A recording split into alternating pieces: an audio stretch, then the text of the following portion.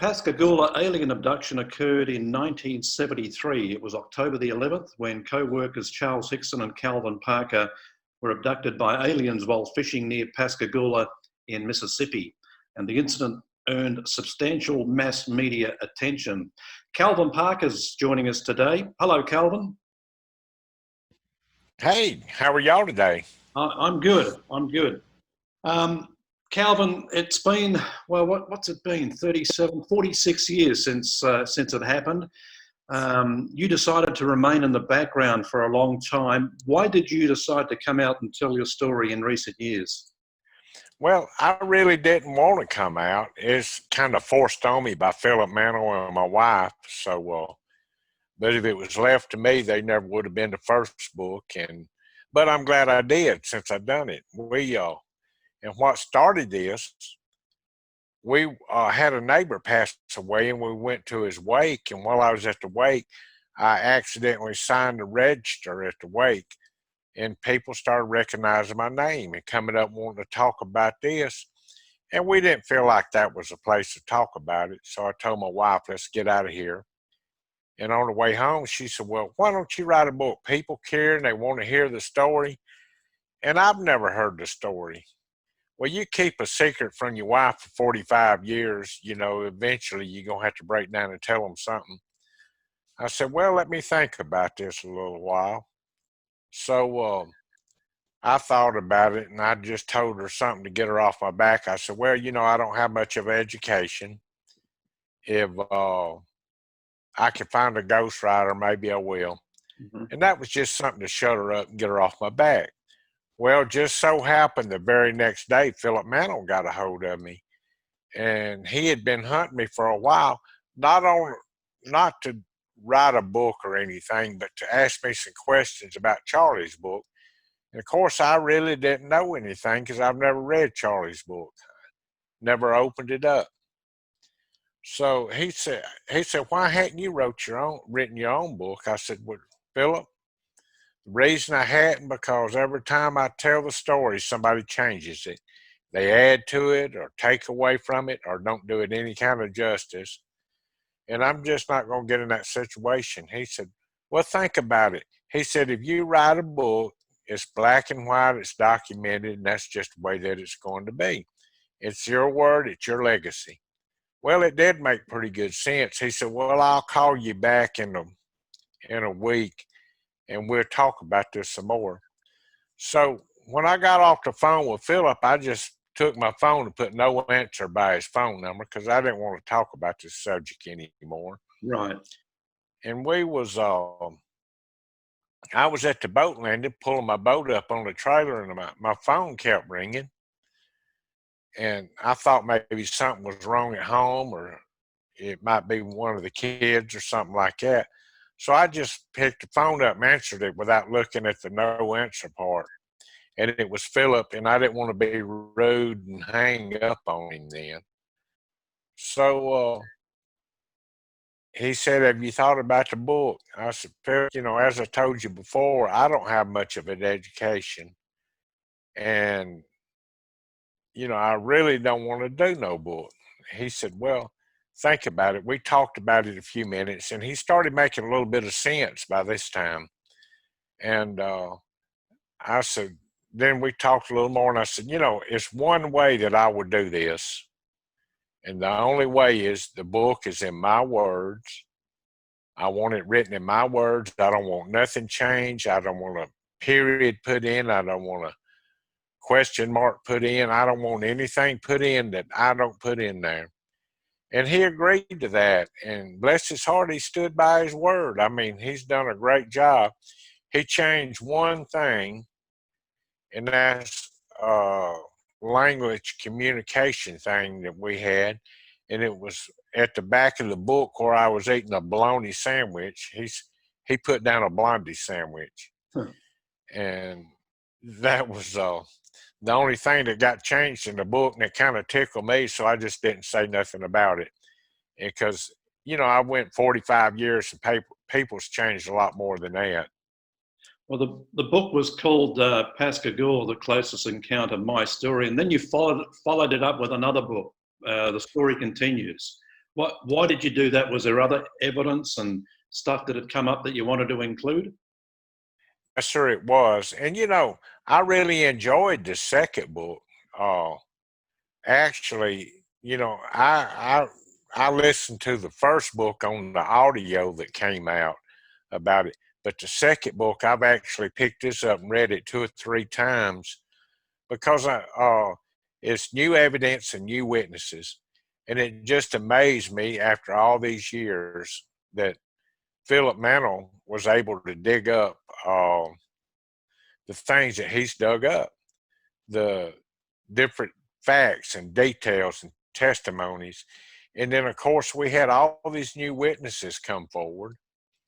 And that amazed me how they could keep quiet like I did for 45 years. And so I really got into the second book because I was a little freely opening up about the subject and talking about it. And, I wasn't that way on the first one. Why do you think? Why do you think the new witnesses that came forward stayed quiet for so long instead of, well, basically allowing you to go through everything you went through in those early years? Well, it's probably the same reason that it happened to me.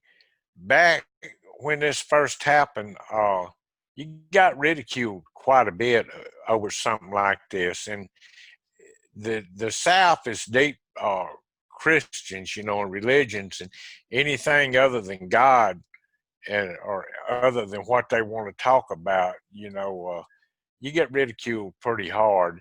So I just thought it was best to stay quiet. Now, they really didn't come forward up until we asked them to. And the way that came about, I did a show with Fox News.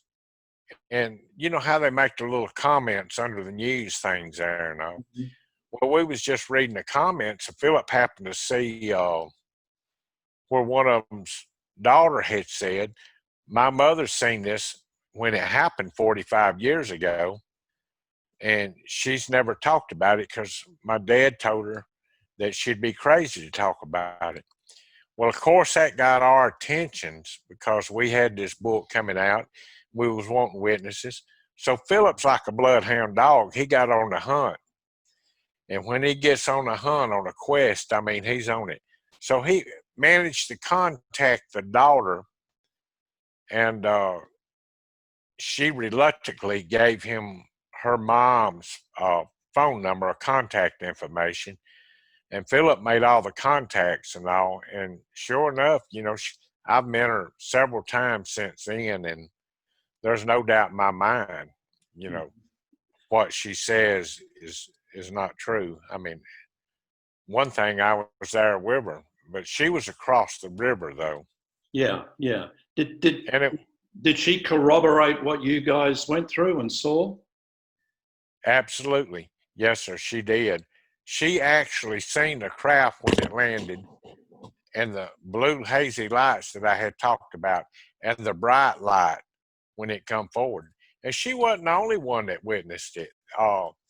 There was another guy that was working. He was running a crane in one of the shipyards, and he happened to see this thing land. Well, he couldn't take off right then and do nothing because he had men working under him. But he collaborated everything, and it's been several more. We had that probation officer, plus the police department and the sheriff department. The dispatcher at the police department said he got tired of that night because when people would call in and report seeing something or not, he would have to make notes of it. And they said he took over 50 calls on that one subject that night.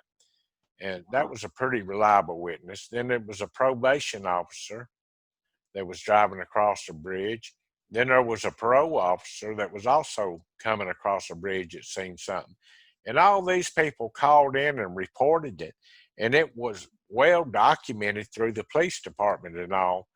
But, nobody, until I got ready to do this book, nobody made an effort to look these people up and hear the stories. So Philip and I with the help of another lady, Irene Scott, looked them up. She took her narrative down and made a handwritten and done it all. And they kind of left me out of the loop on talking to them the first time. Now, I've met every one of them since then and, got to talk and visit. And I've actually checked them out myself through background checks and things. They all reputable people. Mm-hmm. Calvin, even though it was 46 years ago, how vivid is your memory of that night? Can you still see it exactly now as it happened? I could probably see it better now than what I could then, because I've actually been under hypnosis and all to help sharpen and that don't do anything but just kind of help you sharpen a few details out. And I've had it in my attention, and I've been to conventions and talked about it. And, I could see it good now, better now than what I could back then. Because I ain't going to lie to nobody. I was scared to death then. Yeah, I can imagine. And you're scared of something, you take 20 different people and they could all see a crime or something taken forward, but no two stories would be alike. Yeah. Can you briefly describe to us what happened? Absolutely. This was October 11th, 1973. And actually, my first day to work, I had come down. I was getting married in November, and this was October. I was going to get married November the 9th. So I wanted to find a job where I wasn't working 16 hours a day, 7 days a week. And, that's what we did back then. Everybody just worked. So I called Charles Hickson up and got a job with him at the F.B. Walker and Son shipyard. And my first day at work there, he asked me, would you want to go fishing? And I said, sure, Charlie. That sounds good. I said, but I got a problem. I didn't bring any of my fishing equipment. He said, well, I have plenty of equipment. So we're going to buy the house and for a man south to loan you fish equipment, he just soon give you his firstborn or his wife or something else, because that just don't happen. I mean, that's a big gesture for someone being on the coast down here from the south. So we went by and we got the fishing equipment, and we was in my car, and we drove over to the grain elevator first. Now, while we was fishing at the grain elevator, the bugs got so bad, we just couldn't stand it. And I said, Charlie, I can stand a lot of things, but I just can't stand what's going on now. Something you can't see biting you as big as a giraffe's mouth or something. He said, well, I know another spot. Maybe that won't be that bad. So we left and went to the old Shaw Pitter shipyard, which is on the east bank. Well, it's on the east bank of the river. We was on the east bank, but we was on the west side of the east bank. And we got to get out of the car, and I noticed it was a bunch of trash and debris around. And I had mentioned to Charlie, Lord, look, why don't they keep this place up? And I said, Charlie, there's a no trespassing sign here. We fix to get in a lot of trouble fishing here. He said, I fish here all the time. And as far as the trash, when the tide comes in, it washes all this mess up. Or when the water gets high, then when it goes out, it just leaves it, and there ain't no way to keep picked up after it. So I took him at his word. I took him at his word about the trespassing. So we just kind of walked by the trespassing sign and got down to the pier. We pulled an old log up and sat on the pier. And I remember I was sitting there looking across the river at a steel ship. Now, it never really clicked on me until this day, because I was working in the shipyard. How does something made out of steel float? And I just couldn't understand it. And now, I know they make them out of concrete and everything else. But while I was looking at this ship across, and I think it was old Noah's ship or maybe a Coast Guard cutter, I noticed some lights reflecting across the water. It was some hazy blue lights. And I told Charlie, or I was thinking to myself, yeah, I'm going to jail now before we trespassing down here and they fixing to run us off. Well, about that time, we both stood up and turned around. And when we did, the light got so bright, it was like a big spotlight they had put on us. And it was blinding, almost, you just barely couldn't see anything. But when her sight started coming back, and this was fast too, there was three bulky looking creatures that was coming out of this craft. And they was just kind of gliding across the top of the marsh grass. Well, as they got closer, I noticed, or I was looking, and they looked like big Green Bay Packers coming toward us. They didn't have a neck, or their head just kind of set all the way down on their shoulders and all. And two of them reached and got a hold of Charlie, and one of them got a hold of myself. Well, here I was thinking about somewhere to run, but it wasn't anywhere to run because we had water in the front with a lot of debris in it, water on the left side of me, and water on the right, being out on that pier. Thinking back, now what I should have done was just took Charlie and put him up there in front of me and let him get him and me leave, but it didn't quite work that way. But anyhow, two of them got a hold of Charlie, one got a hold of myself. And immediately when he grabbed me by the left arm, I felt an injection of some kind, or I heard a little poof of air, what I really heard. And I was relaxed. I wasn't scared no more. So later we determined that that was some kind of something to get you, knock the edge off where you wasn't so scared. Well, they levitated us, or levitated me. Now I lost sight of Charlie, floated me up to the front door of the craft, and I was just thinking about where did all these bright lights come from, and I was looking inside when we got to the door, and it was looked like it was coming out of the paint, looked like it was just made there. And this thing got to the door and paused for a second, made a left turn. Then he made a right turn, went down a hall a little ways, turned right. It took me into what I call the examination room.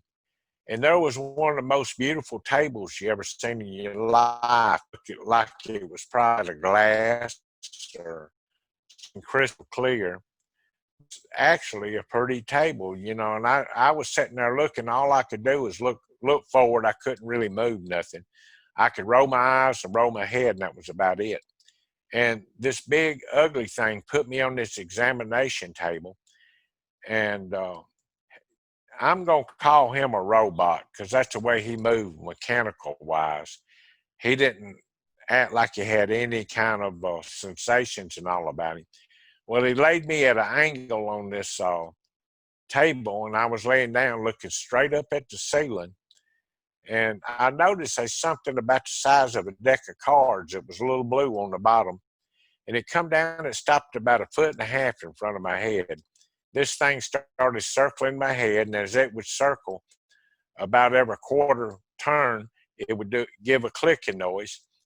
And then when it clicked a few times, it got back up in front of my head and stopped. And then it shot back up into the ceiling. And that was the end of the clicking. But I could sense another presence there besides the old big ugly one that was over in the corner now. By this time, he moved over there and he just shut down more or less. But I could sense that there was something coming toward me. And I rolled my head a little bit, and this is where and I'm calling her a female, and I don't know if she was or not. I really don't know if it was male, female, or what it was. But she favored a female, and when she communicated, not by voice, but telepathically, she did it in a female's voice. So she came over, and the first thing she did was grab me by the cheek. And I did notice her fingers, her hands, on her two middle fingers on both her hands was a little longer than the average human hand.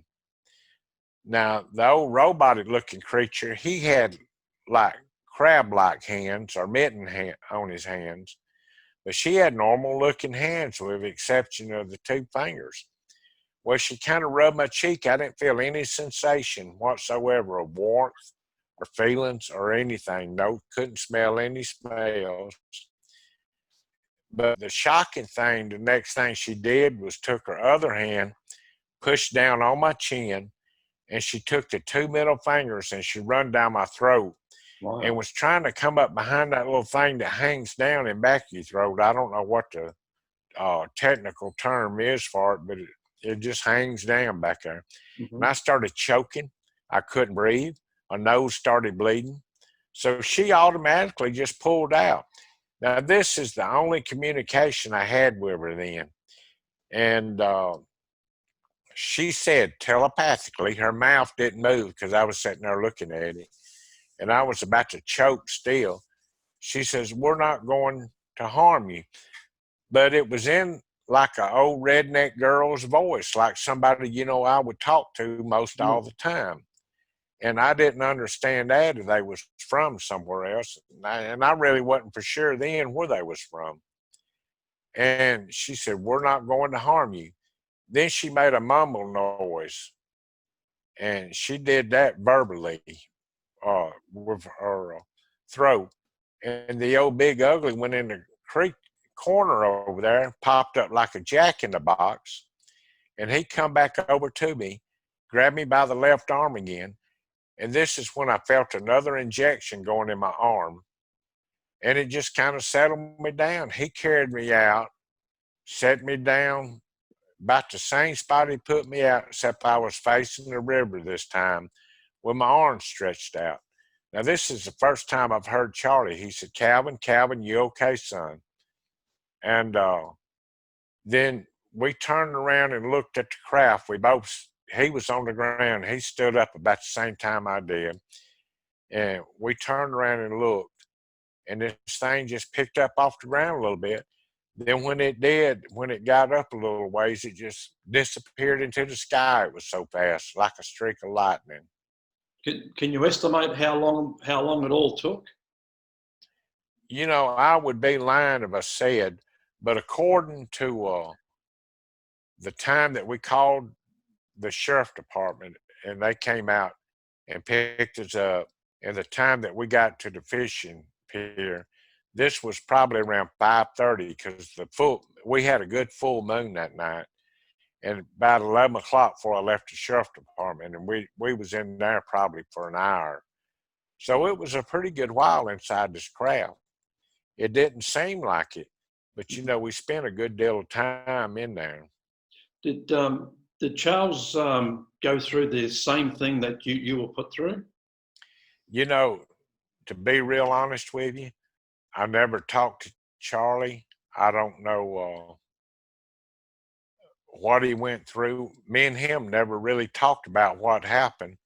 The only conversation we had was Charlie said when we got out to the pier, "Well, we need to go tell somebody." I said, "Tell somebody what? Nothing happened to me. I don't want to tell nobody nothing, Charlie. We don't need to tell nobody this." Because that was my first day on the job, and I didn't want them to think I was crazy, and I didn't want them to get fired. I was fixing to get married. I didn't want my in-laws to think I was a slap idiot or my fiance, Mm-hmm. because things just didn't happen like that you heard about back then. Yeah. Calvin, I read somewhere where you say you're still searching for answers on what happened that night. So you still think there are blank spots that you still need to find out about? Well, that's something I'm not real sure about. I know it's a lot that I need to find out about, and a lot of others also need to find out about.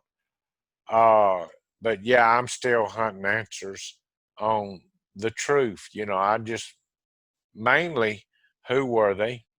Where were they from? And how come they picked me out of all these billions of people on this world? But, now that I've been going to these conventions and all, listening to other people, I know, I'm not just the only one that's ever been abducted. It's a lot more that has. Yeah. So I just keep an open mind about it. Yeah. How has it affected your life and your mental state in general? Well, when this first happened, I was a recluse. I didn't get out. I didn't want nobody calling my name because I had the media following me around. I figured once I got home, once I left my job and got home, that it'd be forgotten. There'd be a little hot streak in there like they usually do, and news plays out. But it followed me for 45 years. Now, since the book came out, it's actually improved my life. Instead of staying to myself, I've never really talked to my wife about none of this up until we did the book. Never told my friends about none of it. And you keep a secret from your wife for 45 years, that shuts down a lot of communication, a lot of things that you do together. But then when the book came out and I started loosening it up and we talked about it some, then it opened up a whole new world for me, for us. It's improved my marriage because I finally was able to sit down and be honest with her. And I don't know how she lived with me the way she has all these years because I didn't want to do nothing but work. All I wanted to do was get up, go to work, make a little money, and come home. Yeah. And now we get out, we go do things together, and Well, how was your wife's reaction when you told her, the details of what happened? Was she sympathetic? well, when let me go back to when we was doing the book, I had mentioned to Philip that Bud Hopkins had tried to hypnotize me, and I don't think he ever did. Well, that put Philip on a quest. He said, well, Bud's a friend of mine, or was. He's dead now. But Dr. Jacobs has taken his work over. And let me see if I can get it. So it wasn't just a few days. Dr. Jacobs sent me an email asking permission to give Philip Mantle the transcripts of that hypnosis. I didn't figure it was nothing on them. Well, Philip transcribed them out. From what I heard, he had a little bit of a time doing all that. And he got them transcribed out in writing. Well, he emailed me a copy of it and then sent me a CD of the tape. Well, when I got it and realized I had been hypnotized, I quit reading it altogether right then because I didn't want it to put memories in my head that wasn't there. And what had happened, Bud had put a post-hypnotic suggestion in my head. But what I did, I was back here working on the book and I walked out. I told my wife, she was on the front porch. And I said, that guy did hypnotize me in Florida. And there's something to that because I don't remember being hypnotized. What I want you to do is go back and read it and keep it in mind. And as my memory comes back, I tell you, and you see if that's right. Well, she came back into the room, stayed in here probably 45 minutes, and she come out crying. She said, I can't read no more. I can't talk about it no more. I don't want to know nothing else about it.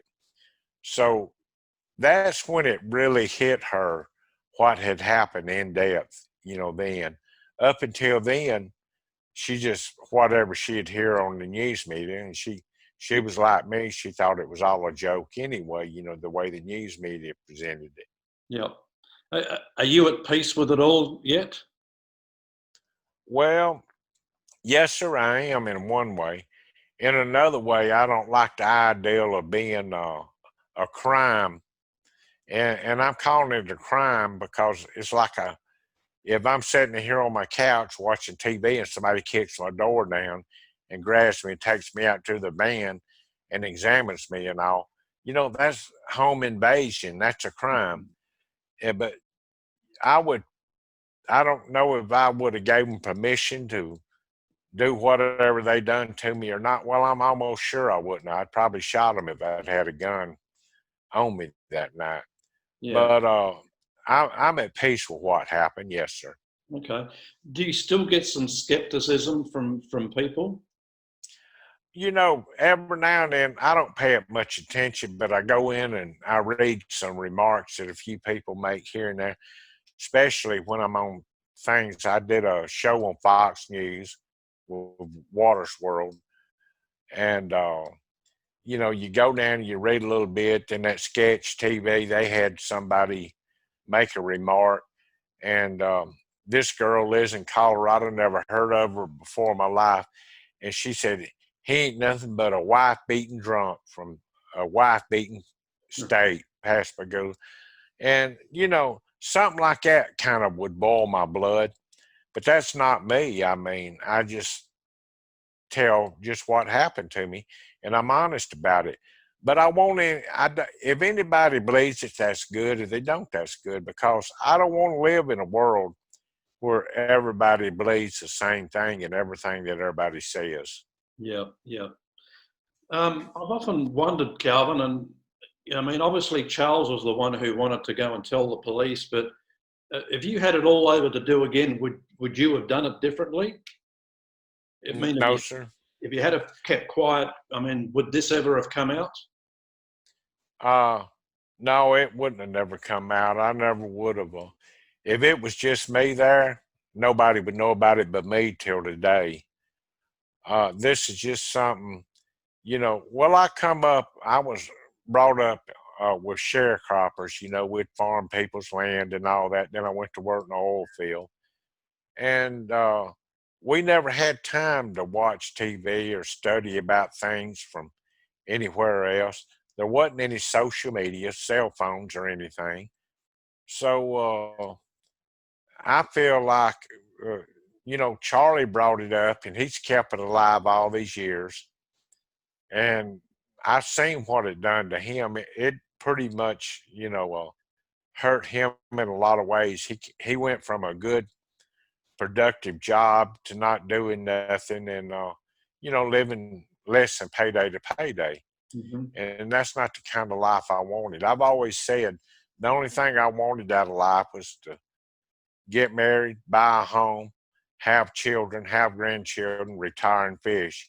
And that's all I ever wanted in life. I didn't want all this other bull to go along with it. Yeah, But yeah. now that it's been dumped in your lap, you know, I've accepted it and I just take it for what it's worth.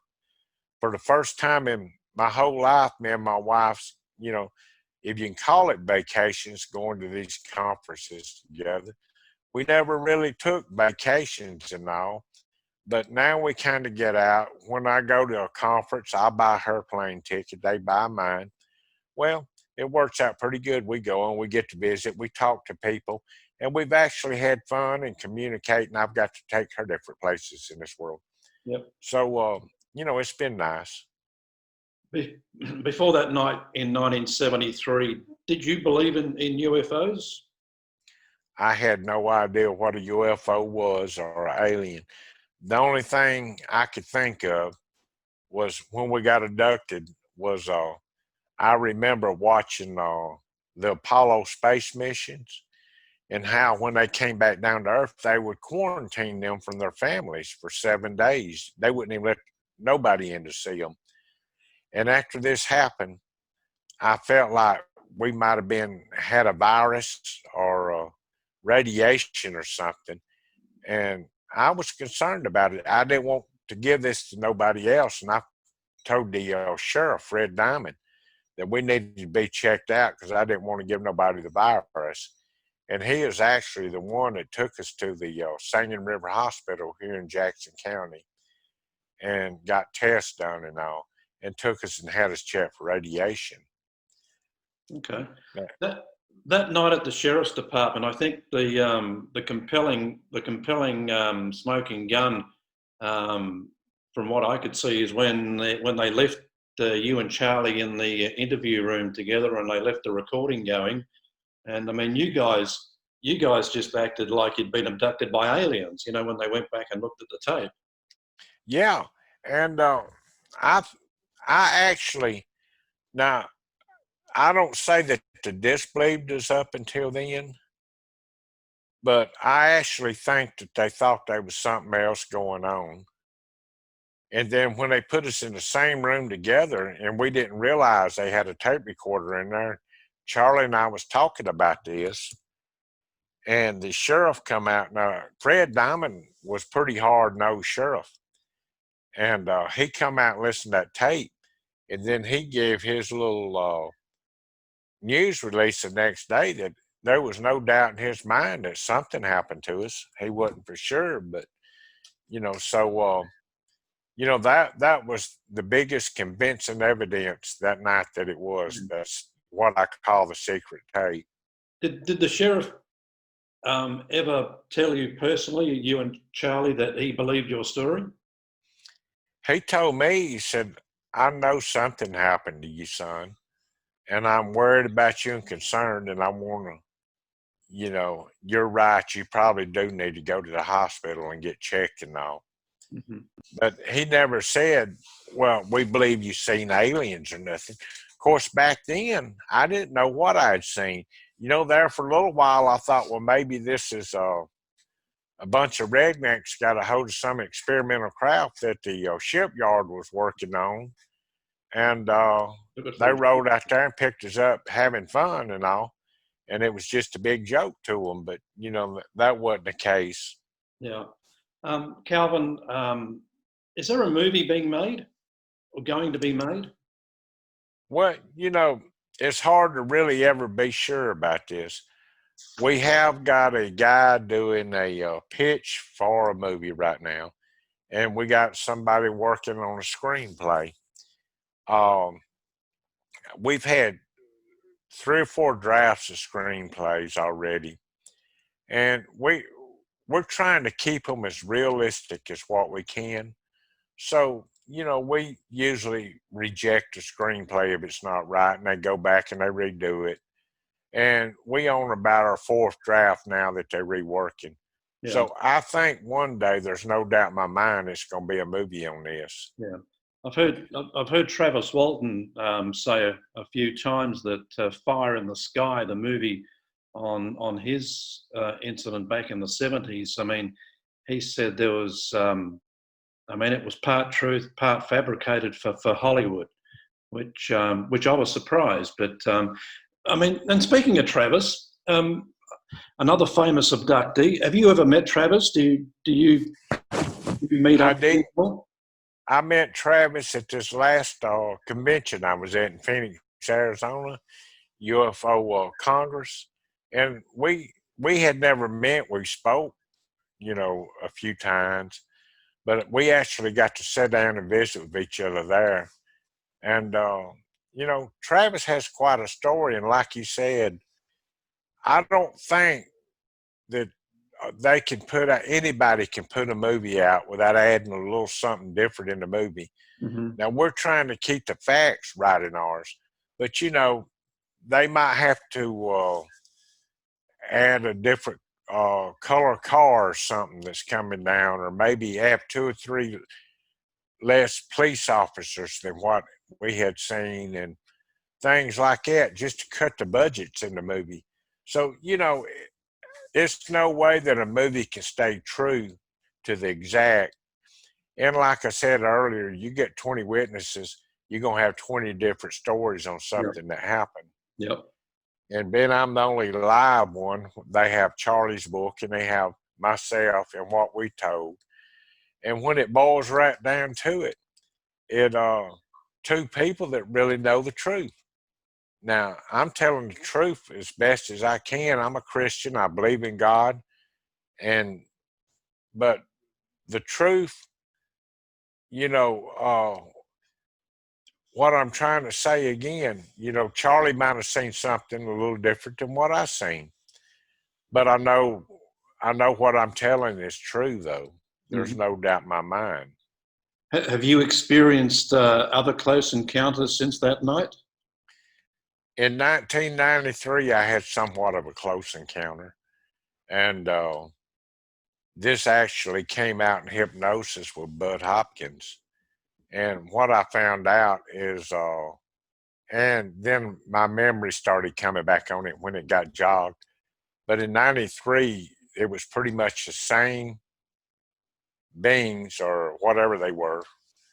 And they had tried it again, and me and her actually got into a physical competition on the ship.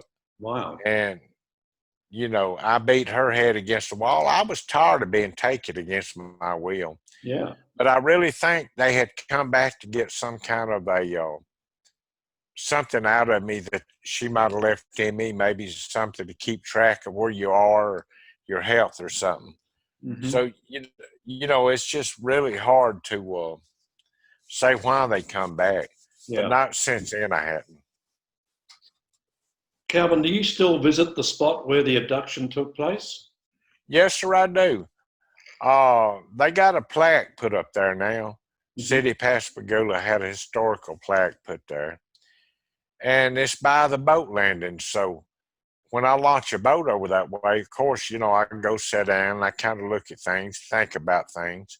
Because you can see the place where we got abducted right there from where the plaque is. Yeah. And I'm over there quite regular. Every now and then, somebody with the press wants to meet over there and do an interview. Yeah. And I do that. But it's not but 25 minutes from my house by boat. Yeah. So sometime I get my boat and run over there. I mean, despite everything that happened to you, it must make you feel pretty good that the town has actually put a plaque there to actually commemorate the incident. This has been the greatest place in the world for acceptance. Uh, I've been well accepted in Jackson County and the Mississippi Gulf Coast. And these people have really been great to me and good to me. And this is a lot of the reason I come out is because of the people around here. I know I live where I live now in this subdivision. You know, Nobody would tell anybody where I was or who I was or anything because I'd ask them not to.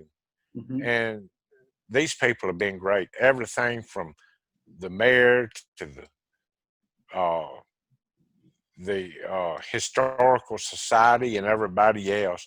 I can't think of a person around here that hadn't been good to me, and I appreciate them. Do you have any advice for other people that have experienced a similar thing to you and kept quiet about it? Yes, sir, I do. If this happened nowadays in time, there's enough people out, and I found that out on Facebook. Before I wasn't a social media fan or anything, but Facebook has put me in touch with a lot of people that's been through the same experiences. They need to contact somebody and get some help dealing with it because this isn't something easy to deal with. I mean, it's something that stays on your mind. You never, and you're there for a while. Of course, I can't say I'm afraid of going fishing or anything again because me and my wife would sometimes we get up at 1, 2 o'clock in the morning and go. But you never know when you walk out the door what's going to happen next. So I would suggest that they talk to somebody and get some help with it, get some counseling Yeah. somehow with somebody who knows how to deal with this subject. Calvin, I don't know how hard and deep you think about the whole UFO alien phenomena, but do you have any thoughts about disclosure about whether all this is going to be brought out into the open? I feel like it will. It's just too big a thing, and there's too many people know about it to really be kept quiet and secret for too much longer, I believe. Sooner or later, everybody's laundry's got to air. And Mhm. even with politics, the way that they are, if those idiots would all quit fighting each other and start getting along, we Yeah, could be a lot better off, a lot further in this world. yeah, But I think you know, the alien race is just like the races here on Earth. We got all different kind of races. We got Muslim, Buddhist, and everything in here, and they don't. None of them get along too much. One religion with the other religion, but sooner or later they're gonna have to come to terms with things. You got some good people. You got some bad people, and you got some pure damn mean people. And I think all the goods gonna come together before long. okay. Well, Calvin, I really appreciate you giving us your time today. It's been a fascinating discussion, and Well, fingers crossed that they do make a movie and they do keep it pretty close to what happened. I'm going to do my best. Philip and I both going to do our best to make sure that it does. And the guy that's selling the pitch, he's the same way. He wants it to be accurate. Okay. But once somebody gets the rights, you never know which way to go. Okay. Well, Calvin, thank you very much, and God bless, and all the best in the future. Thank you. I appreciate you. Calvin Parker joining us today.